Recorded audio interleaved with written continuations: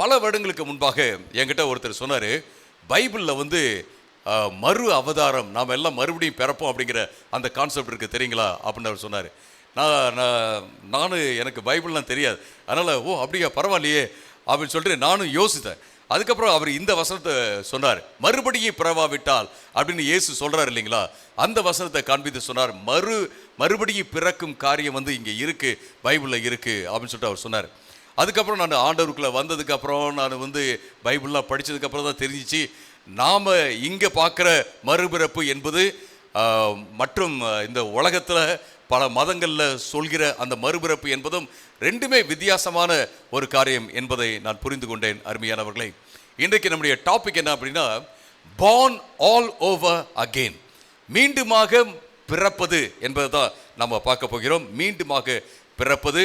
நான் உங்களை இந்த வசனத்தினூடே கடத்தி சென்று பின்பு என்ன செய்ய போகிறேன் அப்படின்னா, சில முக்கியமான ப்ராக்டிக்கல் லைஃப் லெசன்ஸை நான் உங்களோடு கூட நான் பகிர்ந்து கொள்ள போகிறேன். இங்கே நீங்கள் வாசிக்கும் போது 1வது வசனத்தை, யோவான் 3வது அதிகாரம் 1வது வசனத்தை வாசிக்கும் போது, என்னுடைய சமகால டிரான்ஸ்லேஷனில் வந்து எதுவுமே இல்லை. அது எப்படி ஸ்டார்ட் ஆகுதுன்னா, பரிசேயர்களில் நிக்கோதேமு என்னும் பெயருடைய ஒரு மனிதன் இருந்தான் அப்படின்னு சொல்கிறத பார்க்குறோம். என்கிட்ட இருக்குது, ESV இருக்குது. அதில் பார்த்தீங்கன்னா நவ் அப்படின்னு இருக்குது. ஒரு சில இங்கிலீஷ் டிரான்ஸ்லேஷன்ஸில் பட் அப்படின்னு இருக்கலாம், அல்லது அண்ட் அப்படின்னு இருக்கலாம். தமிழில் என்ன, யூதருக்குள்ளே அதிகாரியான அப்படின்னு ஸ்டார்ட் பண்ணுறதை பார்க்குறோம். ஆனால் ஆரம்பத்தில் ஒரு வார்த்தை இருக்குது, கிரேக்க வார்த்தை இருக்குது, டே அப்படிங்கிற வார்த்தை இருக்குது. டே அப்படின்னு ஒரு வார்த்தை இருக்குது. அந்த வார்த்தைக்கு அர்த்தம் வந்து எப்படிலாம் டிரான்ஸ்லேட் பண்ணலாம் அப்படின்னா, அண்ட் அப்படின்னு டிரான்ஸ்லேட் பண்ணலாம், பட் அப்படின்னு டிரான்ஸ்லேட் பண்ணலாம், நவ் அப்படின்னு டிரான்ஸ்லேட் பண்ணலாம். பாருங்கள், ஒரு வார்த்தைக்கு எத்தனை அர்த்தங்கள் இருக்கிறது. நீங்கள் வந்து இந்த இடத்துல அண்ட் அப்படின்னு நீங்கள் போட்டிங்க அப்படின்னு கேட்டிங்கன்னா, அதாவது மற்றும் அப்படின்னு போட்டிங்கன்னா, முன்னாடி இதுக்கு முன்னாடி நம்ம வாசித்த அதாவது 2வது அதிகாரத்தில் கடைசியில் பார்த்தீங்க அப்படின்னா, நிறைய பேர் இயேசு கிறிஸ்துவுடைய அற்புதத்தை பார்த்து இயேசுவை நம்பினாங்க. ஆனால் இயேசு அவர்களை நம்பவில்லை என்று போட்டிருக்குது. அவர்கள் இவரை நம்பினார்கள், ஆனால் இயேசு தன்னை அவர்களுக்கு ஒப்பு கொடுக்கவில்லை அப்படிங்கிறத நம்ம பார்க்குறோம். அப்போ மற்றும் அப்படின்னு போட்டோம்னா, அவர்களைப் போல நிக்கோதேமு வந்து என்ன செய்றாரு, நான் உங்களை விசுவாசிக்கிறேன், நீங்கள் அற்புதம்லாம் செஞ்சுருக்கீங்க, நீங்கள் உண்மையிலே ஆண்டவர் அனுப்பின போதகர் என்று சொல்வதாக நம்ம எடுத்துக்கொள்ளலாம். ஆனால் நீங்கள் பட் போட்டிங்கன்னு விஷயங்கள, ஆனால் அப்படின்னு போட்டிங்கன்னா எப்படி நம்ம அர்த்தம் கொள்ளலாம் என்றால், அந்த இடத்துல, அதாவது 2வது அதிகாரத்தினுடைய கடைசி பகுதியில் அநேகர் இயேசு கிறிஸ்துவை விசுவாசிச்சாங்க, ஆனால் இயேசு அவர்களுக்கு தன்னை ஒப்பு கொடுக்கவில்லை அப்படின்னா என்ன அர்த்தம்? அவர்கள் வந்து சும்மா என்னது விசுவாசிச்சாங்க, ஆனால் நிக்கோதேமு வந்து சரியாக புரிதல் இல்லைதான், ஆனால் உண்மையாகவே இயேசுவை விசுவாசிக்கும்படியாக அவர் வந்திருக்கிறார் என்று சொல்லி நம்ம எடுத்துக்கொள்ளலாம். நிச்சயமாக ஒரு பேலன்ஸ்டு வியூ, ஒரு சமநிலை கண்ணோட்டம் எப்படி இருக்கும் என்றால், ஒரு ஆர்வத்தோடு தான் நிக்கோதேமு வருகிறார். இயேசு கிறிஸ்துவிட்ட பேசும்படியாக, இயேசு கிறிஸ்துவிட்ட இருந்து இன்னும் சில காரியங்களை தெரிந்து கொள்ளும்படியாக தான் அவர் வருகிறார். ஆனால் ஒரு சரியான புரிதலோடு அவர் வரல. அவர் வந்து ஒரு போதகர் தான், யூதர்களுடைய போதகர். அது மட்டுமல்ல, யூதர்களுடைய சங்கத்தில் ஒரு தலைவராக அவர் இருக்கிறார் என்பதை நம்ம பார்க்குறோம். ஆனாலும் அவர் சரியான புரிதலோடு வரல. ஆனால் சரியான புரிதல் இல்லாமையே அவர் எப்போதும் இல்லை, அவர் சரியான புரிதலை அடைந்து கொண்டே இருந்தார் அப்படிங்கிறத நம்ம பார்க்குறோம். உதாரணத்துக்கு நீங்கள் யோவான் 7வது அதிகாரம் 45லிருந்து 52 வரைக்கும் நீங்கள் அங்கே பார்த்தீங்க அப்படின்னா, இயேசு கிறிஸ்துவுக்கு எதிராக பேசும்போது அங்கே இயேசு கிறிஸ்துவை சப்போர்ட் பண்ணி அந்த இடத்துல அவர் பேசுவதை நீங்கள் பார்க்கலாம். யோவான் 7வது அதிகாரத்தில் 45லிருந்து 52 வரைக்கும் நீங்கள் வாசிக்கும்போது, யோவான் 7வது அதிகாரம், பின்பு ஆலய காவலர் தலைமை ஆசாரியர்களிடமும் பரிசேயரிடமும் போன போது, நீங்கள் ஏன் அவனை பிடித்து கொண்டு வரவில்லை? இயேசு கிறிஸ்துவை குறித்து பேசுகிறாங்க.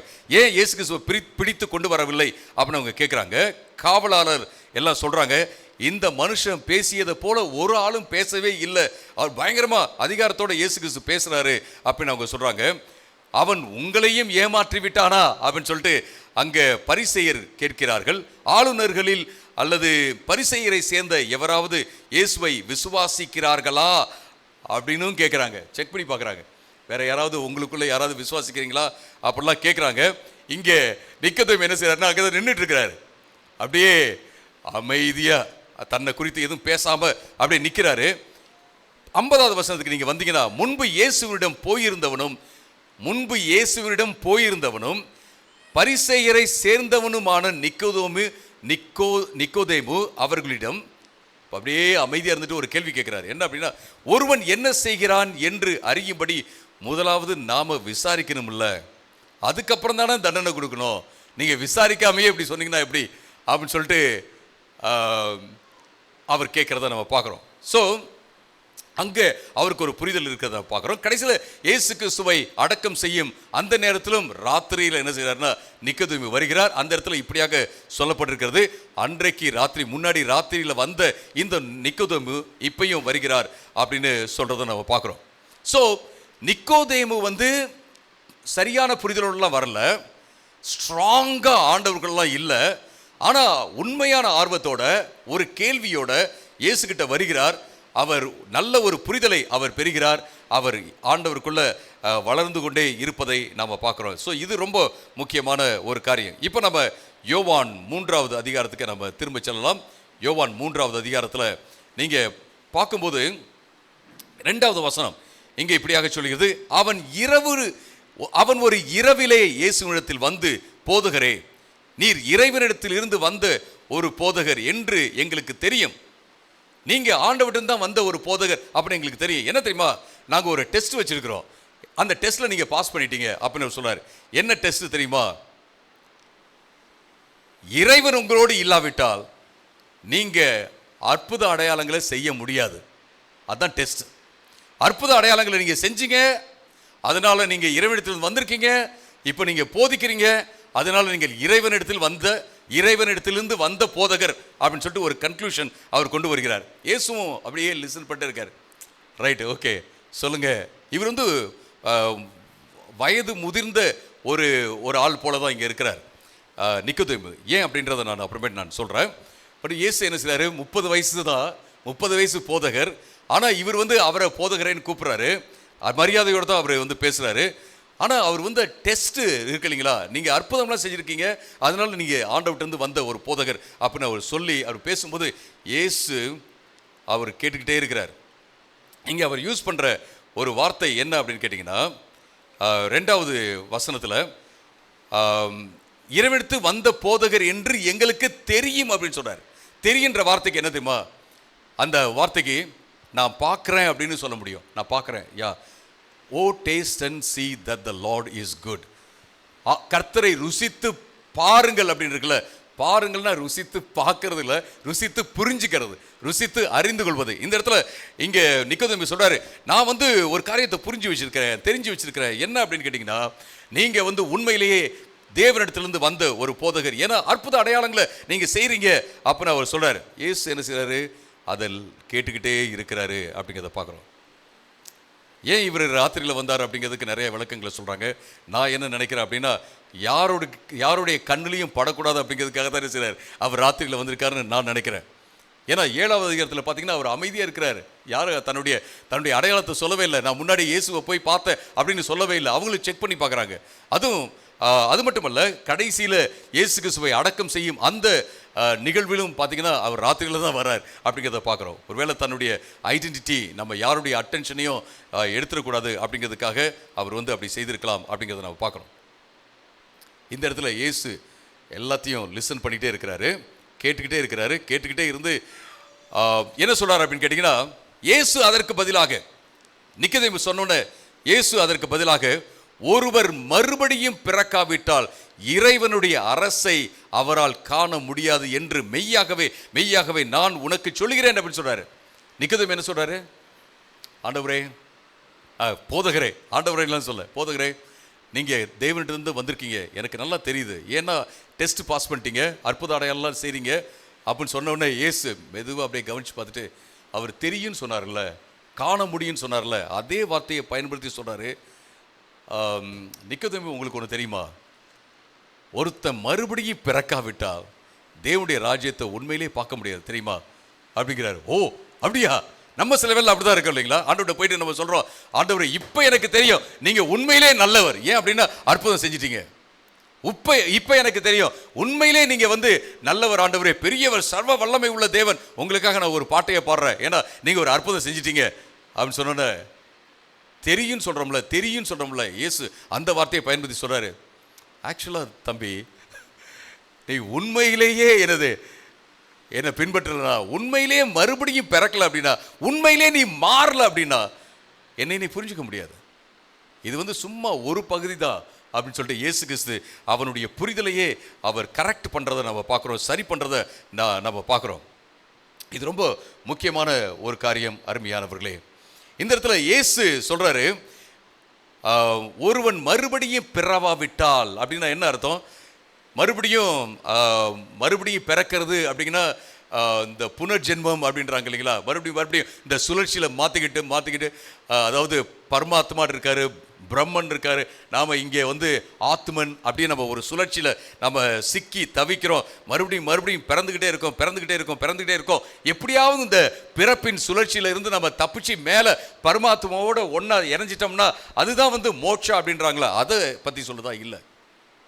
இங்கே அவர் சொல்றார், முழு மாற்றம் ஆவிக்குரிய ரீதியில் தேவனால ஒருவன் முழுவதுமாக மாற்றப்படவில்லை என்றால், தொடப்படவில்லை என்றால் அவன் என்ன செய்ய முடியாது? தேவனுடைய ராஜ்யத்தை பார்க்க முடியாது, புரிஞ்சிக்க முடியாது அப்படின்னு சொல்றதை பார்க்குறோம். இந்த வார்த்தை ஆக்சுவலாக மறுபடியும் பிறக்கிறோம் அப்படின்ற வார்த்தையை இன்னொரு விதத்திலையும் டிரான்ஸ்லேட் பண்ணலாம். born from above, மேலிருந்து நீ பிறக்காவிட்டால், தேவனால் பிறக்காவிட்டால் நீ என்ன செய்ய முடியாது? நீ புரிஞ்சிக்க முடியாது அப்படின்னு சொல்றதை பார்க்குறோம். இந்த கான்செப்ட்லாம் எங்கேருந்து வருது? மேலிருந்து பிறக்கிறது, தேவனால் பிறக்கிறது, இந்த கான்செப்ட்லாம் எங்கேருந்து வருது? இயேசு புதுசாக தயாரிக்கிறாரா? இல்லை. எங்கேது? எல்லாம் பழைய ஏற்பாட்டில் தான் இருக்குது. இதுதான் நான் எப்பயுமே என்ன சொல்லுவேன் அப்படின்னு கேட்டிங்கன்னா, புதிய ஏற்பாட்டில் இருக்கிற ஒன்றை புரிந்து கொள்ள வேண்டும் என்றால் பழைய ஏற்பாட்டுக்கு போக வேண்டும்.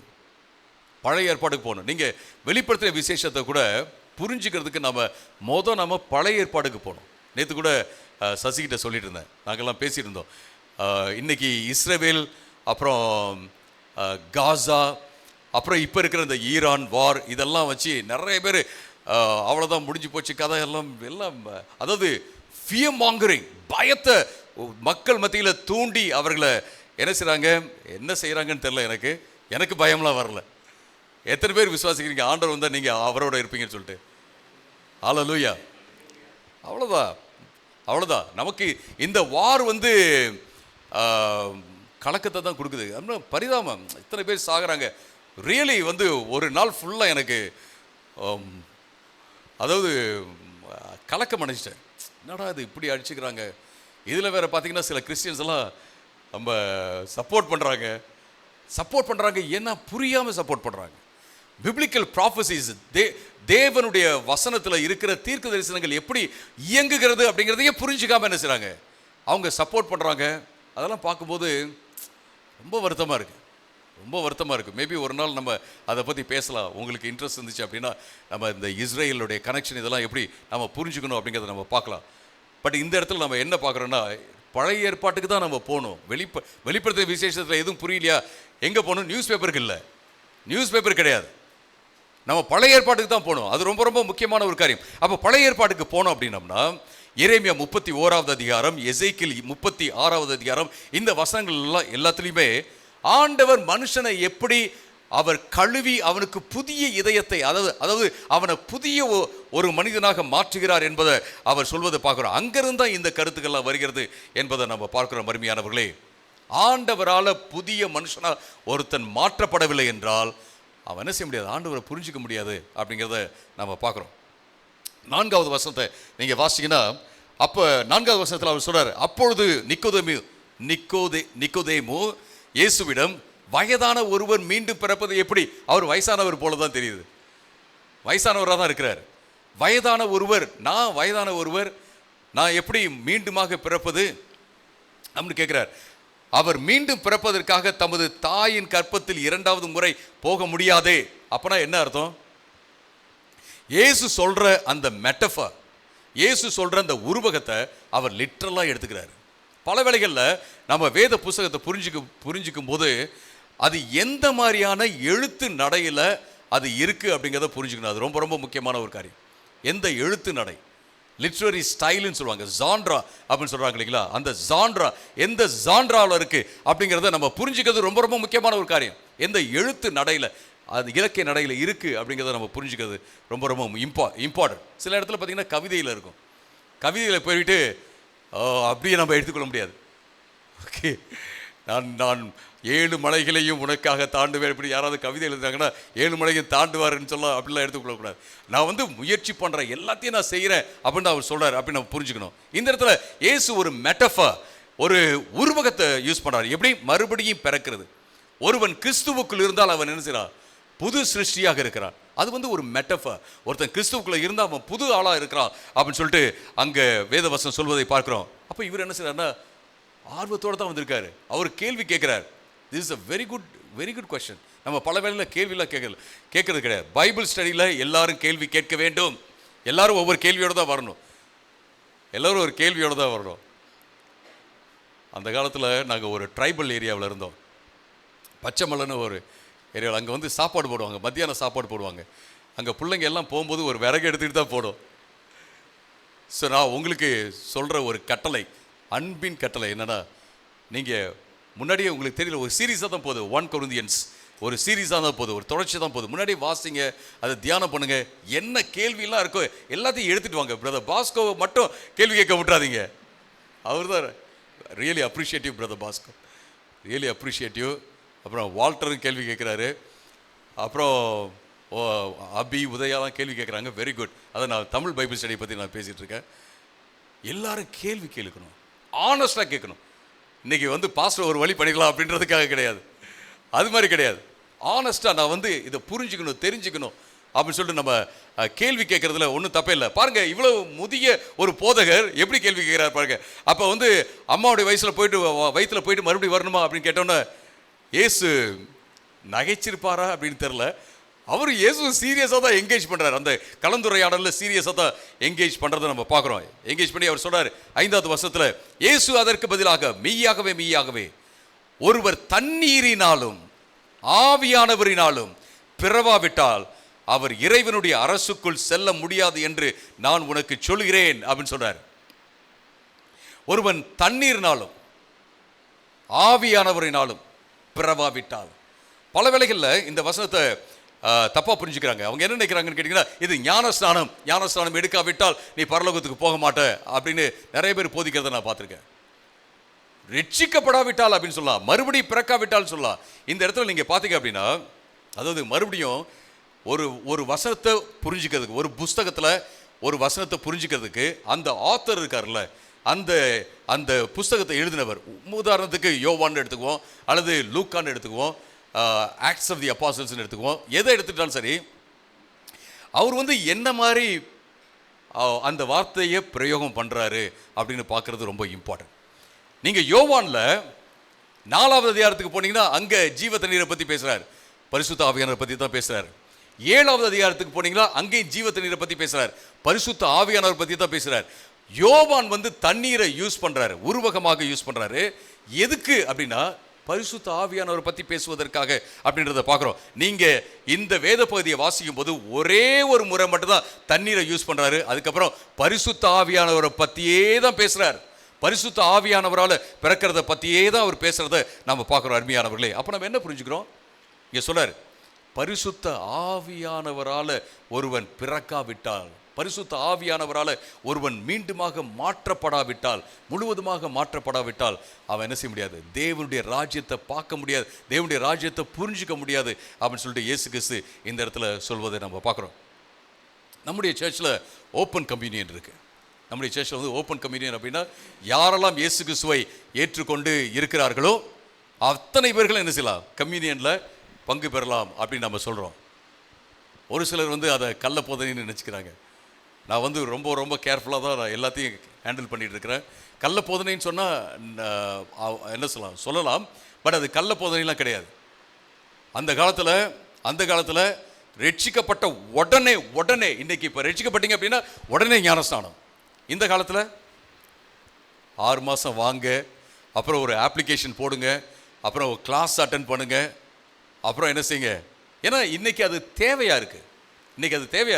ஏன்னா நாளைக்கு வந்து யாராவது ஒருத்தங்க இவர் வந்து ஞானஸ்நானம் கொடுங்கன்னு கேட்டாரா, நீங்களே கொடுத்துருக்கீங்க அப்படின்னு சொன்னால் நமக்கு அப்ளிகேஷன் இருக்குது, அது மட்டும் இல்லை, இவருக்கு சரியாக புரிய வச்சு தான் நீங்கள் ஞானஸ்நானம் கொடுத்தீங்களா அப்படின்னு கேட்டால் நமக்கு எது கிளாஸ் எடுத்தோன்றது இருக்குது, ரெக்கார்ட்ஸ்லாம் இருக்குது. இது இன்னைக்கு தேவைப்படுது.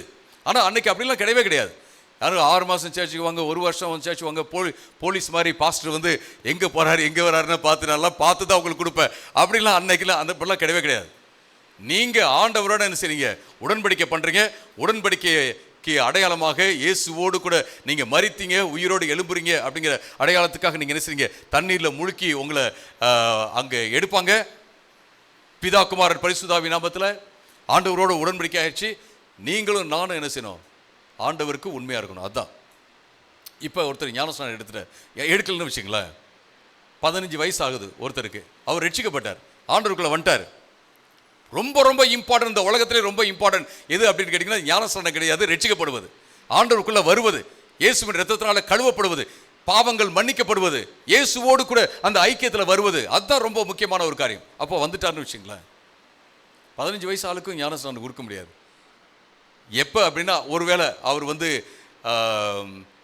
அம்மா அப்பாலாம் வந்து ரட்சிக்கப்படல, 18 வயசுக்கு அப்புறம் தான் நம்ம கொடுக்க முடியும். ஏன்னா மேஜர் அவர் தீர்மானம் எடுத்தாருன்னு சொல்ல முடியும். இந்தியாவில் அது கூட நம்ம செய்ய முடியாது, ஏன்னா பெற்றோர்களுடைய பெர்மிஷன் தேவை. சரி, இப்போ அவர் ரட்சிக்கப்பட்டார், பெற்றோர்கள் வந்து கிறிஸ்தவர்களாக தான் இருக்காங்கன்னு வச்சுங்களேன், ரட்சிக்கப்பட்டார், அவர் சர்ச்சுக்கு வராரு. அவர் எப்போ ரட்சிக்கப்படுறாரோ at that moment he is baptized by the Holy Spirit into the body of Christ. யாரெல்லாம் ரட்சிக்கப்படுறாங்களோ, எப்பெல்லாம் ரட்சிக்கப்படுறாங்களோ, எப்பெல்லாம் ஒரு ஆள் வந்து தேவ இயேசு கிறிஸ்துவின் இரத்தத்தினால கழுவப்படுகிறாரோ, அந்த நேரத்தில் பரிசுத்த ஆவியின் மூலமாக அவர் இயேசுவின் சரீரத்திற்குள்ள பாப்டிசம் கொடுக்கப்படுகிறார். Hallelujah, praise the Lord. இயேசுவின் சரீரத்தில் ஒரு அங்கமாக மாறுகிறார். நீங்க அதை தடை பண்ணவே முடியாது, யாரும் அதை போலீஸ் பண்ணவே முடியாது. யாரும் வந்து நீ என்ன இன்னும் ஹேர் ஸ்டைல்லாம் மாற்றல, எல்லாம் மாற்றிடுவா அப்படிலாம் சொல்ல முடியாது. முக்கிய எழுந்தோன்னு ஹேர் ஸ்டைல் டபார்னு மாறாது, அப்படியே கொஞ்சம் கொஞ்சமாக தான் மாறும். ஸோ அதெல்லாம் மாறட்டும், இட்ஸ் ஓகே, நோ ப்ராப்ளம். மாறாட்டினாலும் ஓகே, சில ஹேர் ஸ்டைல்லாம் ஓகே தான். நான் என்ன சொல்ல வரேன் அப்படின்னு கேட்டிங்கன்னா, அவர்கள் சர்ச்சுக்கு வராங்க, உட்காந்துருக்காங்க, ஆனால் இது ஒரு பெரிய விருந்து. நமக்கு இன்னைக்கு ஒரு சின்ன வேஃபர் நம்ம கொடுக்குறோம், அப்புறம் ஒரு சின்ன ஒரு டம்ளர் ஒரு புட்டியில் என்ன செய்கிறோம், நம்ம திராட்சை ரசம் கொடுக்குறோம். அப்போ வந்து பார்த்தீங்கன்னா அது வந்து ஒரு விருந்து, ஒரு ஃபுல் மீல். நம்ம சொல்கிறோம் இல்லைங்களா, கடைக்கு போனோம்னா ரெஸ்டாரண்ட் ஃபுல் மீல் அப்படின்னு சொல்கிறோம், அதே போல் ஃபுல் மீல் பேங்க்வெட், ஒரு முழு சாப்பாடு உள்ள ஒரு விருந்து. யாரெல்லாம் அந்த விருந்தில் ஒரு பகுதி தான் என்னது, இந்த திரு விருந்து. அப்போ நீங்கள்லாம் முடியாது அப்படின்னு சொல்லிட்டு இவங்க மட்டும் உட்காந்து சாப்பிட்றாங்கன்னா நல்லா இருக்காது. எல்லோரும் யாரெல்லாம் ரட்சிக்கப்பட்டார்களோ அத்தனை பேர்களும் அதில் பங்கு பெற்றார்கள் அப்படின்றத பார்க்குறோம்.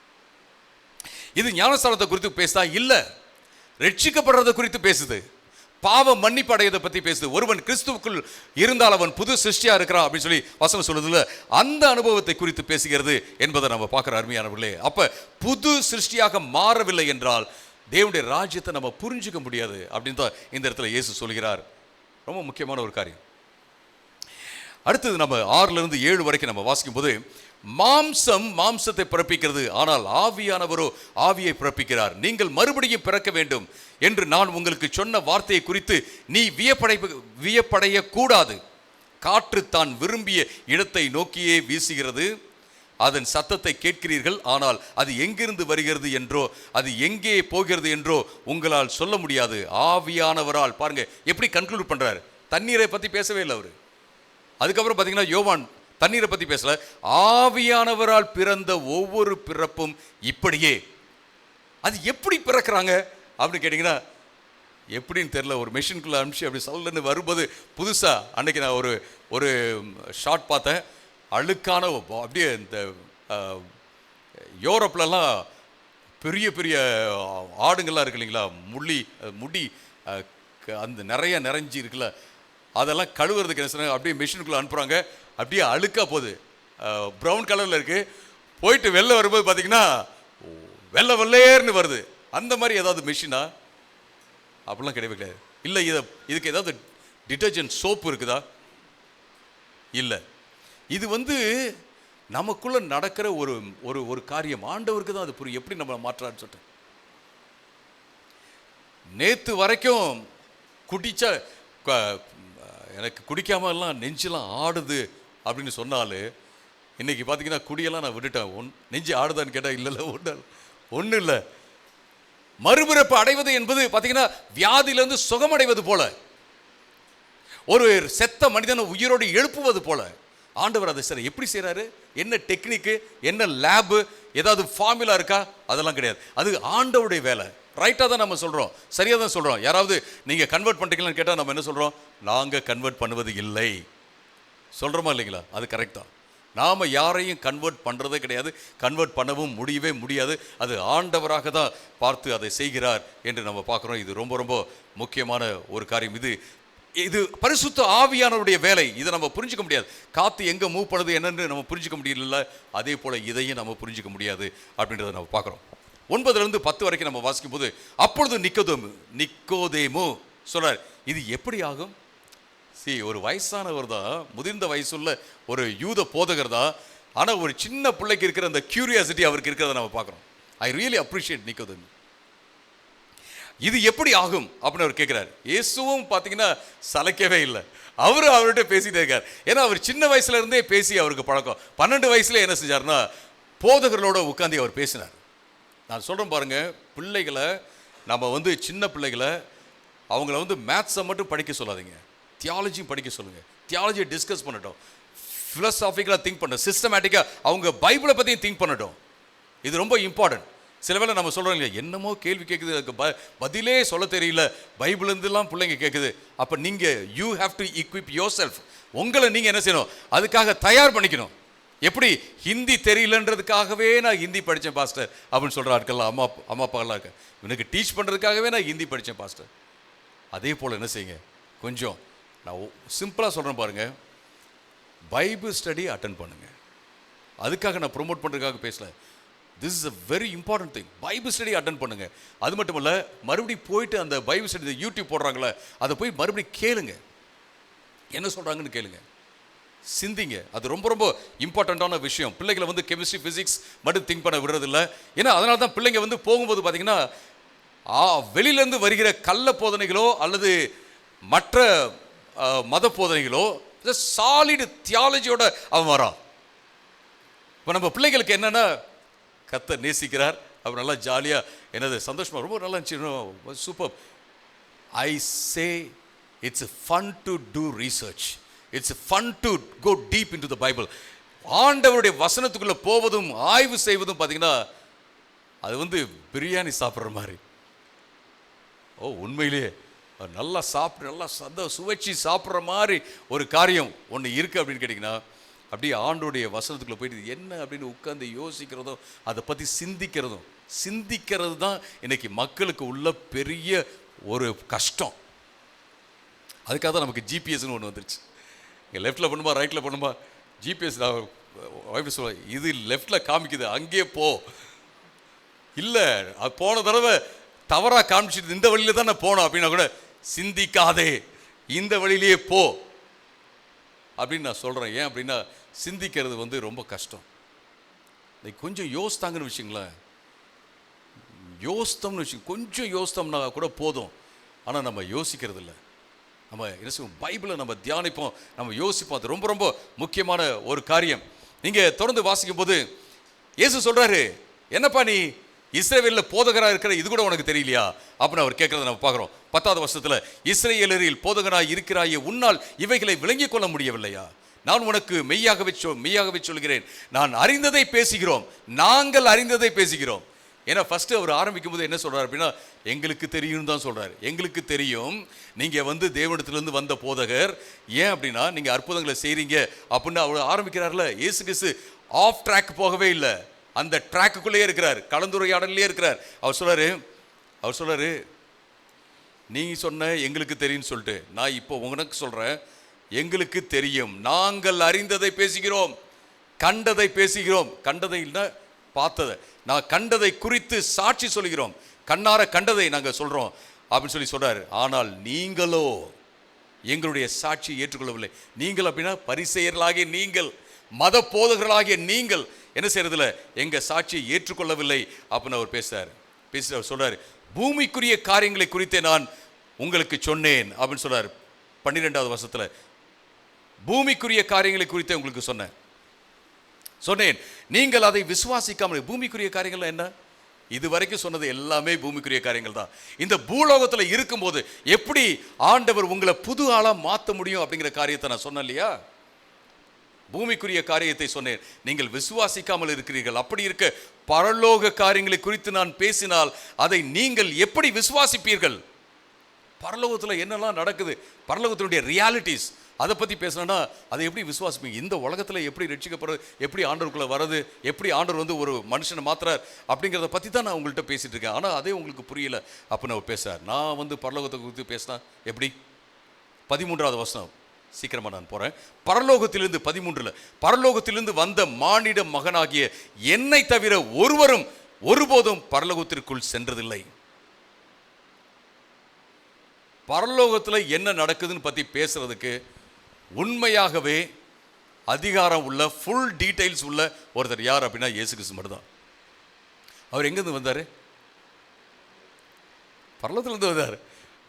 அவர் ஊர்லேருந்து வந்தார். இது எல்லாமே அவருடைய ஊர் தான். அவர் அங்கேருந்து வந்தார். ஆனால் இயேசுவே பார்த்தீங்கன்னா பரலோகத்தில் இப்படியாக்கும் அப்படியாக்கும் அதெல்லாம் பற்றி அவரெல்லாம் பேசவே இல்லை. அவரெல்லாம் பேசல. ஆனால் அவரு தான் பேசுறதுக்கு அதிகாரம் உள்ளவர். அவருக்கு தான் ஃபுல் டீட்டெயில்ஸ் இருக்குது. ஆனால் இன்றைக்கி நிறைய பேர் கொஞ்சம் எங்கேயாவது பரலோகத்துக்கு ஒரு தரிசனம் போயிட்டு வந்துட்டாங்கன்னு வச்சிங்களேன், ஒரு புக்கை எழுதிடுறாங்க, அதே ஒரு மினிஸ்ட்ரியாக மாற்றிடுறாங்க. எங்கே சர்ச்லலாம் போயிட்டு நான் ஒரு நாள் இப்படி ஆயிடுச்சு, நான் பரலோகத்துக்கு போனேன், அங்கே பார்த்தீங்கன்னா என்னென்னமோ சொல்கிறாங்க, ஒவ்வொருத்தங்களும் ஒவ்வொன்று சொல்கிறாங்க. அங்கே தண்ணீரில் பிள்ளைகள்லாம் விளாண்டு கொண்டு இருந்தது, என்னென்னமோ சொல்கிறாங்க. இப்படி நிறைய வேர்ஷன்ஸ்லாம் இருக்குது. இதை வச்சு பிரசங்கம் பண்ணுறவங்களும் இருக்காங்க. இப்படி அவர் சொன்னார் பாருங்க அப்படின்னு சொல்லிட்டு பிரசங்கம் பண்ணுறவங்களும் இருக்காங்க. பைபிளை தவிர நம்ம எதையும் நம்ம சார்ந்திருக்கவே கூடாது. அதாவது விவரங்களுக்கு சார்ந்திருக்க கூடாது. ஒருத்தர் வந்து சொல்கிறாரா, ஓகே சந்தோஷம், அவர் போனார். பவுல் சொல்கிறார், ஒருவன் 3ஆம் வானம் வரைக்கும் போயிட்டு வந்தான், ஆனால் அதை குறித்து நான் பேச விருப்பப்படலைன்னு சொல்கிறாரு. அதை குறித்து நான் பேச விருப்பப்படலைன்னு சொல்கிறாரு. ஆனால் இதையே எனது மினிஸ்ட்ரியாக மாற்றிடுறாங்க. நான் பரலோகத்துக்கு போனேன், இது மாதிரி வந்து அங்கே பார்த்தேன், தண்ணீர் விளாண்டு பிள்ளைங்கள்லாம் விளாண்டு இருந்துச்சு, ஒரு சிடியை ஒருத்தர் கொடுத்தாரு. எல்லாம் கேட்டிருக்கீங்களா? சிடி ஒருத்தர், அது high quality Hollywood quality CD. அவர் ஒரு வேளை உட்காந்துருக்கலாம், சில வேளை சப்கான்ஷியஸில் கூட நமக்கு இது மாதிரிலாம் வரும். எனக்கெல்லாம் அது மாதிரி வரும், ட்ரீம்ஸ்லாம் வரும். எங்கேயோ பயணம் பண்ணி போகிற மாதிரி, ட்ரெயினை விட்ட மாதிரி, அது ஒரு சூப்பரான ஒரு ட்ரெயின் பயங்கர ஃபாஸ்ட்டாக குருன்னு போகுது, இங்கேருந்து சென்னைக்கு 1 மணி நேரத்தில் போகிற மாதிரி, அது மாதிரிலாம் வரும். ஏன்னா நம்ம யோசிக்கிறோம், என்னடா இது இந்த வந்தே பாரத் வந்து சீக்கிரமாக போக மாட்டேங்குது அப்படின்லாம் பேசுகிறோம் இல்லைங்களா? ஸோ அதெல்லாமே வரதான் செய்யும். நான் எதுக்கு சொல்கிறேன் அப்படின்னு கேட்டிங்கன்னா, பைபிளை விட்டு போகவே கூடாது, வெளியில் போகவே கூடாது அப்படிங்கிறதுக்காகத்தான் நான் இதை சொல்கிறேன். அருமையானவர்களே, அவர்கள் ஏதோ சொல்லிட்டு போட்டோம், ஆனால் நாம் we should never fall prey to such teachings. அந்த மாதிரியான போதனைகளுக்கு நாம் இரையாகவே கூடாது அப்படிங்கிறத நான் இந்த இடத்துல வலியுறுத்த விருப்பப்படுகிறேன். அடுத்து நீங்கள் வாசிங்க அப்படின்னா, பாலைவனத்திலே மோசே பாம்பை உயர்த்தியது போல மானிட மகனாகிய நானும் உயர்த்தப்பட வேண்டும், அப்பொழுது மானிட மகனாகிய என் மீது விசுவாசமாக இருக்கிற ஒவ்வொருவரும் நித்திய ஜீவனை பெறுவார்கள். பாலைவனத்தில் நீங்கள் அதை வாசிங்க, என்னாகமத்திலே இருக்கிறது, அதை நீங்கள் வாசித்து பார்க்கலாம். அங்கே என்னாகமம் 21வது அதிகாரத்தில் இஸ்ரவேல் மக்கள் வந்து பாவம் செஞ்ச போது ஆண்டவர் பாம்புகளை அனுப்புகிறார். ஒரு பிரான்ஸ் ஸ்னேக், வெண்கல சர்ப்பத்தை செஞ்சு இதை நீங்கள் பார்த்தீங்கன்னா நீங்கள் தப்பிச்சிடுவீங்க அப்படின்னு சொல்லிட்டு அங்கே வைக்கிறத நான் பார்க்குறோம். அதே போல் இயேசு உயர்த்தப்படும் போது அதை அவரை பார்த்தோம்னா, அவரை நம்பினோம்னா நாம் வந்து ரட்சிக்கப்படுவோம் அப்படிங்கிற ஒரு காரியத்தை அவர் இந்த இடத்துல சொல்வதை நம்ம பார்க்குறோம். அப்போ இது எதுக்கு அப்படின்னு கேட்டிங்கன்னா, யாரெல்லாம் விசுவாசிக்கிறார்களோ அவர்கள் நித்திய ஜீவனை பெறும்படி. நித்திய ஜீவன் அப்படிங்கிறது ஏதோ ஒரு நாள் கிடைக்கும் அப்படின்னு இல்லை, இப்போ நமக்கு இருக்கிறது. இதில் நாம் இன்னும் என்ன செய்ய போகிறோம், வளர்ந்து கொண்டே இருக்கிறோம். இதெல்லாம் எங்கே ஸ்டார்ட் ஆகுது அப்படின்னா, விசுவாசிக்கிறது, ஆண்டவரை நம்புறது, மனம் திரும்பி ஆண்டவர்கிட்ட வரும் அந்த காரியத்தில் ஸ்டார்ட் ஆகுறது அப்படிங்கிறத நம்ம பார்க்குறோம். நான் வந்து இதை போஸ்ட் பண்ணுறேன், நீங்கள் வாசிக்கங்க. ஆனால் ஒரு 5 முக்கியமான ப்ராக்டிக்கல் லெசன்ஸ் நான் சொல்கிறேன். நான் பல்வேறு காரியங்களை நான் ஏற்கனவே நான் சொல்லிட்டேன், பட் 5 முக்கியமான ப்ராக்டிக்கல் லெசன்ஸ் நான் சொல்கிறேன். Number 1, Jesus understand the human heart perfectly. நம்ம கேள்வியோடு வரும்போது நிக்கோதேமு வராரு, ஆனால் நிக்கோதேமு உண்மையிலே எதுக்காக வந்தார் அப்படிங்கிறத புரிஞ்சு இயேசு கிறிஸ்து அவனுக்கு ஊழியம் செய்கிறத நம்ம பார்க்குறோம். அவனுடைய தேவையை சந்திக்கிறத நம்ம பார்க்குறோம். அது மட்டுமல்ல, ரெண்டாவதாக நம்ம என்ன பார்க்குறோம் அப்படின்னா, human beings are not qualified to truly assess Christ until they are transformed. நாம் கிறிஸ்துவால் மாற்றப்படாத வரை நம்ம கிறிஸ்துவை அசஸ் பண்ணவே முடியாது, கிறிஸ்துவை இவாலுவேட் பண்ண முடியாது. நீங்கள் நல்லவர் கெட்டவரெல்லாம் சொல்லவே முடியாது. நம்ம கிறிஸ்துவுக்குள்ளே இருந்து தான் என்ன செய்ய முடியும். ஒரு வீட்டில் பிள்ளையாக இருந்தால் தான் அந்த வீட்டை வந்து நம்ம என்ன செய்ய முடியும், நம்ம வந்து அசஸ் பண்ண முடியும். இது அடுத்த காரியம், எல்லாம் சொன்னது தான். தேவனுடைய ராஜ்யத்துக்கு முக்கியமானது என்ன அப்படின்னா மறுபிறப்பு. நம்ம எதையும் வச்சு தேவனுடைய ராஜ்யத்தை பார்க்க முடியாது, புரிஞ்சிக்க முடியாது, அதுக்குள்ளே போக முடியாது. நான் வந்து ஏதாவது நம்ம ஒரு கோர்ஸ் பண்ணோம்னா தேவனுடைய ராஜ்யத்தை அப்படிலாம் கிடையவே கிடையாது. நம்ம தேவனுடைய ராஜ்யத்தில் பிரவேசிப்பதற்கு, தேவனுடைய ராஜ்யத்தை புரிந்து கொள்வதற்கு நம்ம மறுபிறப்பு அடைய வேண்டும். இன்னைக்கு இந்த காலை வேளையில் இயேசுவால் நான் மறுபிறப்பு அடையலை, உண்மையிலேயே நான் வந்து அதை சரியாக நான் புரிஞ்சுக்கல, நான் உண்மையிலேயே ஆண்டவர்கிட்ட வரல, ஏதோ ஒரு காரணத்துக்காக தான் வந்திருக்கிறேன், உண்மையிலேயே உள்ளத்தில் ஆழத்திலிருந்து வரல அப்படின்னு யாராவது இருப்பீர்கள் என்றால் நீங்கள் வரும்படியாக நான் உங்களை அழைக்கிறேன். அடுத்ததாக, நான்காவதாக, the spirit creates a new nature. பரிசுத்த ஆவியானவர் நமக்குள்ள ஒரு மாற்றத்தை கொண்டு வரார். பரிசுத்த ஆவியானவர், நான் சும்மா டங்ஸில் பேசிட்டு நான் மறுபடியும் சண்டை போட்டே இருந்தேன்னு வச்சுங்களேன், என்ன அர்த்தம்? ஒருத்தர் சொன்னார் டங்ஸில் பேசிட்டு நான் வந்து ஆவிக்குரிய ரவுடின்னு சொன்னார். அந்த மாதிரி ஆட்கள் இருக்காங்க. அந்த மாதிரி சொன்னால் அவங்க மறுபடியும் பிறந்தாங்களா அப்படின்னே நான் யோசிக்கிறேன். நான் பிறக்கலன்னு சொல்ல, பிறந்தாங்களா இல்லை ஒருவேளை இன்னும் வளரலையா அப்படின்னு நான் யோசிக்கிறேன். அந்த மாதிரிலாம் நம்ம இருக்கவே கூடாது. அருமையானவர்களே, நம்ம கிறிஸ்துவை போல மாறிக்கொண்டே இருக்க வேண்டும். அதுதான் ரொம்ப important. Eternal life begins now through union with Christ. இயேசுவோட எப்போ நம்ம ஒன்றா சேர்றோமோ அப்பயே நித்திய ஜீவன் ஆரம்பமாயிடுச்சு. இயேசு வரும்போது என்ன செய்ய போகிறோம், அதை நம்ம முழுமையாக நம்ம அனுபவிக்க போகிறோம் அப்படிங்கிறத நம்ம பார்க்குறோம். ரொம்ப முக்கியமான காரியம் அருமையானவர்களே, நம்முடைய வாழ்க்கையில் மறுபடியும் பிறக்கிறது மட்டும் இல்லை, இயேசுக்குள்ளே வளர்ந்து கொண்டே இருக்க வேண்டும். நேற்ற காட்டிலும் இன்றைக்கி நம்ம வளர்ந்து இருக்க வேண்டும். அதுதான் ரொம்ப ரொம்ப முக்கியமான ஒரு காரியம்.